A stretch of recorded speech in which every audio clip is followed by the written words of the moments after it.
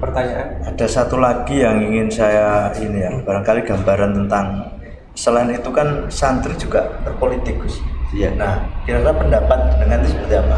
Karena kan banyak juga politisi yang berasal dari santri. Betul. Nah, Iya. itu kira-kira yang memperjuangkan apa kira-kira kalau santri berpolitik? Sebenarnya yang diharapkan oleh para guru, para kiai itu, beliau mengetahui bahwa ad-dinu wal mulku tau'aman.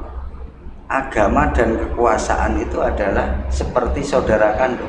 Oh, kekuasaan. Kekuasaan dan agama itu adalah seperti saudara kandung. Kita bisa membayangkan ketika Islam masuk di Jawa. Pada waktu itu wong Orde Baru saja, zaman waktu Orde Baru itu seorang mubaligh tidak mempunyai SIM, tidak bisa ceramah, tidak bisa pidato, harus mempunyai SIM. Jadi yang SIM itu tidak cuma apa? surat izin mubaligh. Angel meneh. Karena hati iki SIM iki lho. Jenengan mengeluarkan itu juga. Angel iki gitu ya. Ya, ada aturan speaker itu sekian meter, tidak boleh lebih dari itu. Waktu Orde Baru. Kita bisa membayangkan bagaimana itu zaman kerajaan Majapahit waktu itu. Sehingga karena Kanjeng Sunan Ngampel mempunyai bibi yang dinikah oleh Brawijaya Majapahit kelima, sehingga beliau diberikan tanah kemerdekaan di Ngampel Tinto. Lebih mudah Islam itu masuk di kekuasaannya kerajaan tersebut. Nah, harapannya juga seperti itu. Begitu. Sedangkan melalui seni kan juga bisa tadi kayak tadi cerita budaya. Ya, tapi kan santri itu harus bisa mewarnai di semua sektor. Politik, birokrasi, seni dan budaya, tidak cuma hanya di budaya saja. Karena politisi pun juga butuh seorang kiai sehingga bisa paling tidak bisa mewarnai di dunia politik yang lebih baik. Nah, yang tadi belum jenengan ini apa? Kira-kira kalau santri berpolitik seperti sekarang gambarannya politik sekarang ini, yang diperjuangkan apa? Ini sudah benarkah di relnya ataukah ada yang keluar jalur barangkali? Dengan melihatnya seperti apa? Ketika santri itu mungkin bisa saya tambahkan, seperti dunia kekuasaan, dunia politik itu sangat-sangat pragmatis kan begitu, Gus. Nah, ini biasanya apakah mungkin ini si santri ini beling-beling?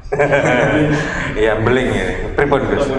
Ya, tentu yang diperjuangkan adalah yang maslahah untuk umat.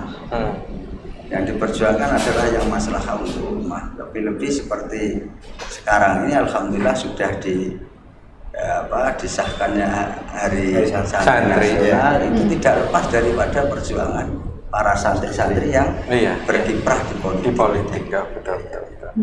Betul sekali. Wah, ini jawabannya lengkap semuanya. Lengkap. Dipikir ini sangat-sangat lengkap, sangat-sangat bahasanya komprehensif, logis, komprehensif. Ini kalau mau bertanya lagi ini nggak bisa, langsung aja tak ACC skripsinya. Sudah lulus satu. Iya, ini kalau salah jalur. Ini jalur ke politik ya. Dan kalau gitu Prof Kausar. Kausar, iya. Mungkin dari yang dia Aceh. Ya, saya ada pertanyaan gini Gus Naja. Santri ya, notabene di era milenial nih. Santri kan identik dengan kereligiusan ya, namun juga tidak bisa meninggalkan namanya kebudayaan. Nah, notabene kalau di sini kebudayaan itu kan tanda kutip masih tinggalan pada zaman dahulu gitu loh. Misalnya seperti makanan atau apapun gitu. Nah, peran santri di sini dalam kebudayaan itu seperti apa, Gus? Sedangkan agama dan kebudayaan itu menurut saya saling bertolak belakang gitu, ibarat satu uang koin. begitu Gus. Pada sebuah tradisi tertentu. Tapi kan menyatu itu. Apa? Meskipun dua sisi tapi kan menyatu di uang itu. Iya, saling menempel. saling Nggak bisa pisah. menempel. Jawabannya ke Gus Naja. Iya. Jawabannya nanti ke Gus Naja ya. Iya, itu menurut Gus Naja bagaimana Gus Ketika ada tanggapannya? tradisi-tradisi yang Iya. Yang notabene itu tinggalan orang-orang zaman dahulu itu loh Gus. Kira-kira santri pertanggungjawabannya di masyarakat seperti apa? Nah itu justru malah lebih bagus ya. Nah, Adanya tradisi-tradisi seperti itu bagus karena itu juga sudah dicontohkan oleh Kanjeng Sunan Kalijogo. Artinya orang berdakwah itu kan tidak harus dengan kekerasan ini haram, ini haram, ini haram. Ketika itu bisa dibelokkan ke hal yang tidak mengarah ke keharaman kan justru lebih baik. Dan itu yang dicontohkan oleh para wali-wali yang berada di Jawa terutama, yang sudah kita akui keberhasilan perjuangannya di tanah Jawa sini. Seandainya tidak seperti itu ya tentu banyak orang yang tidak akan ikut ajaran para wali tersebut dengan budaya seperti wayangan, terus kemudian seperti apa lagi manganan, Sedekah bumi. akhirnya diarahkan ke manakipan, diarahkan ke pengajian dan seterusnya. Mungkin dia tadi lagi jadi orang radikal. Mungkin dia lagi jadi orang radikal kali ini ya. Karena kalau kita sih biasanya moderat kan gitu. Jadi coba lah tengahnya gimana kan gitu. kalau ini malah milenial kan. Milenial Gus. Tentang teknologi Gus. Globalisasi itu terkenal dengan arus informasi yang sangat cepat gitu. Ada juga modernisasi di mana semua gadget alat itu cepat sekali berubahnya. Nah, ini bagaimana pesantren sendiri menyikapi ketika santri bawa hal-hal gadget lah, seperti apa? Hubungan pesantren dengan gadget seperti apa? Gadget itu. Nah, HP. Oh ya. Gawai.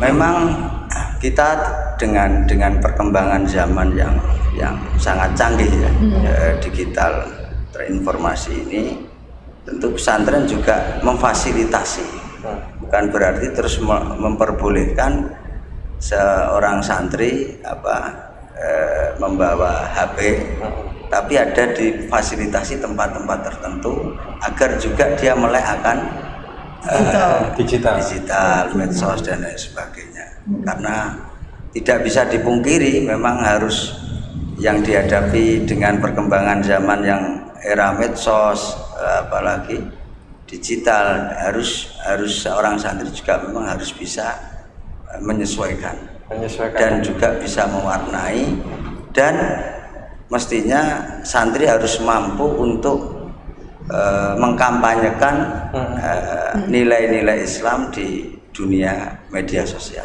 Oke, ya setuju saya. Mantap ini, wah. Speechless. Saya sudah nggak bisa bertanya-tanya lagi ini.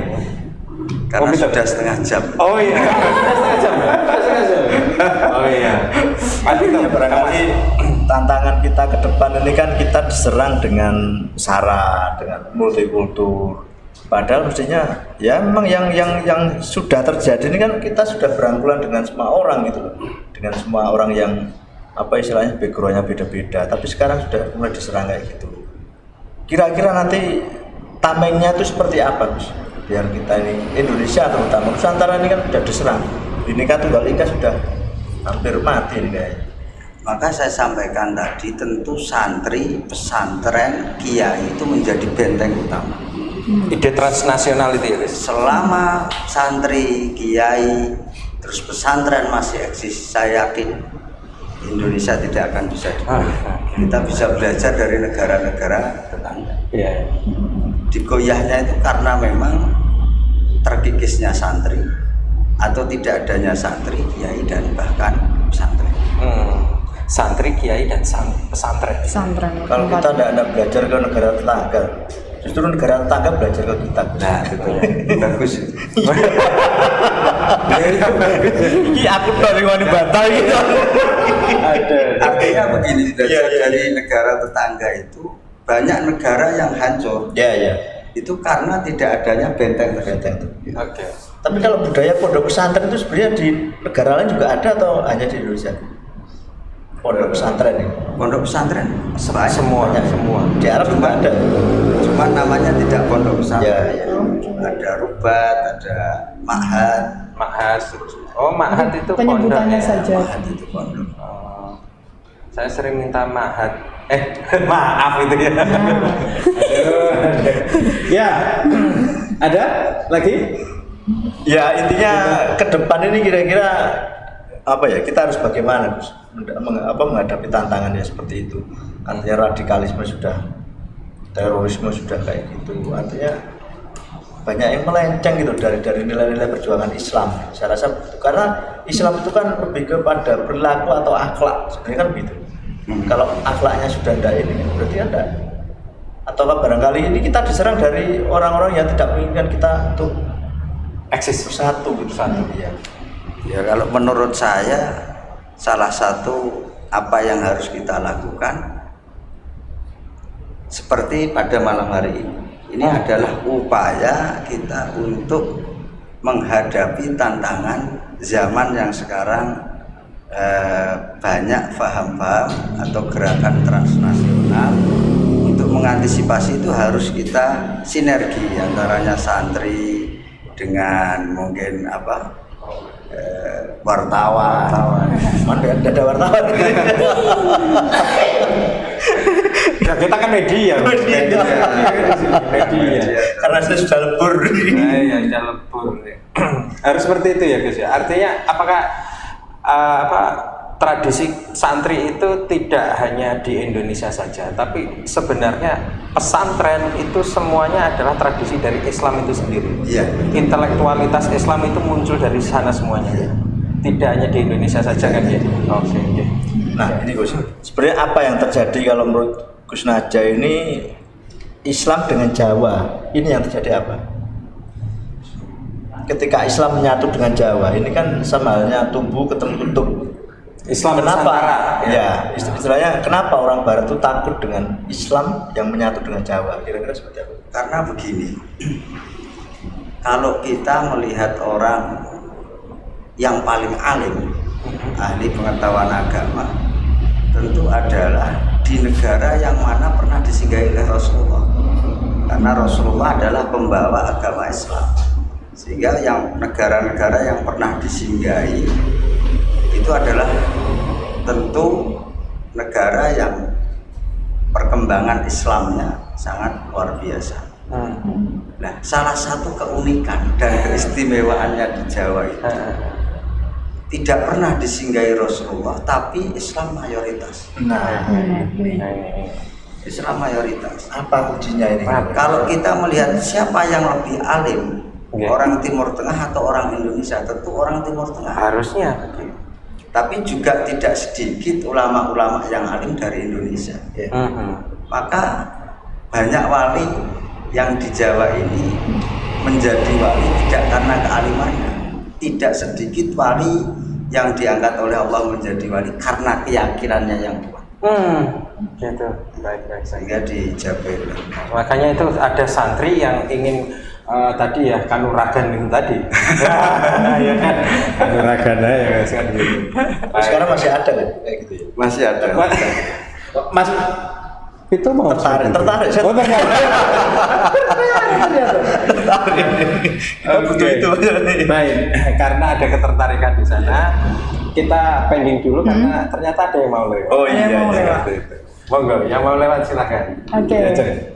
Dimas Diajeng di acara podcast Cetigeni ini tentu ada sponsorship yang mendukung kita. Di antaranya ada Rumah Makan Dorobei, ada Piton Adventure, ada Queen Pie, Seafood Putra Ronggolawe, Gibran Agni Radia Fresh Fish Supplier, dan Rina Widya Fashion. Nah, bagi Dimas Diajeng yang membutuhkan rumah bisa langsung ke Gria Asri Bogoran. Untuk lokasinya berada di Jalan Bogoran 1, RT 6, RW 18, Penambangan Semanding Tuban. Menyediakan rumah dengan harga mulai 207 juta saja dengan bebas desain dan rumah tipe 45 dengan luas tanah 70 meter persegi. Nah, untuk pembayarannya sangat simpel sekali nih, ada 3 tipe.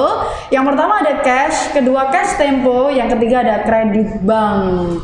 Nah, ada juga untuk perumahan subsidi nih. Bagi Dimas Diajeng yang membutuhkan rumah, bisa ke perumahan Surya Madani Widengan.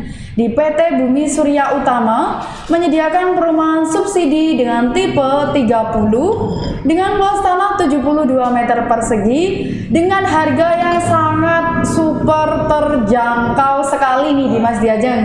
Cuma 150.500.000 saja dengan DP awal 7.550.000 saja. Nah, untuk alamat perumahannya ada di Jalan Kiai Haji Mahbub Ihsan Widengan, Kecamatan Semanding, Kabupaten Tuban. Nah, untuk kontak personnya apabila Dimas Diajeng mau pesan, langsung saja menghubungi Pak Yudi di 0812 3299 3189 dan juga Mas Wildan di 0823 3307 1672. Jangan lupa ya disimpan kontak personnya. Sewaktu-waktu apabila punya uang dan berkeinginan punya rumah, langsung saja menghubungi kontak person yang tersedia.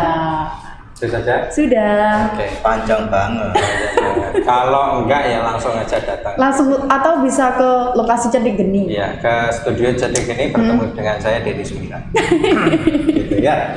Baik, ini 30 menit sudah Ya. kita Lebih ya? Lebih. ditemani oleh Gus Naja. Gus Naja. Ilmunya banyak banget ini ya. Sayang sekali hanya masalah santri. Besok-besok coba kita akidah dan akhlak. Nah, ini nih. Mantap. Kalau pengen bertemu dengan beliau ada di Pondok Pesantren Gus? Nur Salam Gomang, ya. Bisa curhat gitu kan, bisa apalagi ini. Yang tadi itu kanuragan. Bisa nyantri juga. Bisa nyantri juga di sana. Oke. Ya Gus, ini untuk closing statement buat Diajeng dan Dimas serta netralis yang ada di sana, closing statement atau nasihat yang bisa diberikan pada santri episode sekarang. Monggo. Santri harus bisa meneruskan estafet perjuangannya para kiai. Santri harus bisa menjadi pelaku sejarah, bukan beban sejarah. Santri juga semestinya bisa berperan menjadi lokomotif untuk perubahan sosial demi kemaslahatan umat. Berdakwahlah yang teduh, jangan yang rusuh. Selamat Hari Santri Nasional. Amin. Barakallah. Ya, demikian kita berbincang dengan Gus Naja. Insya Allah besok-besok kita undang kembali ya. Tentunya saya yakin pasti Dimas Diajeng dan netralis pasti langsung kangen begitu nanti ini ya. Sana pasti sudah ada ya. Ayo Gus Naja lagi. Ya, jadi Gus Naja jangan capek-capek atau jangan sampai bosan untuk bisa kita undang kembali. Ya, demikian. Baik.